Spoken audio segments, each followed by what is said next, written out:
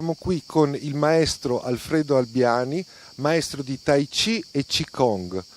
Toglimi una curiosità, cos'è il Qigong? Il Qigong è un insieme di arti che vengono dalla preistoria cinese e si dice che siano stati dei monaci taoisti o ancora prima degli sciamani a elaborare tutta una serie di movimenti, visualizzazioni, meditazioni per riportare il corpo in salute. E oggi il nome Qigong viene utilizzato dall'inizio del 1900, è stato pubblicato per una volta in un libro. E anticamente avevano tutta una serie di nomi che ne caratterizzavano la tipologia di effetto all'interno del corpo.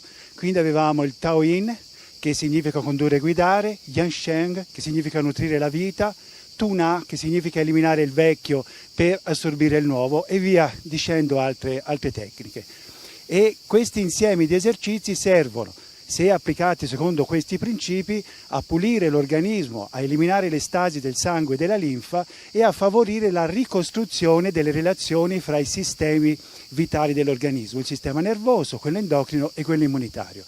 Cioè aiuta in questa maniera a ritrovare e a mantenere la salute. Giuseppe Paterniti, maestro di Tai Chi Chuan, stile Shen e Qigong.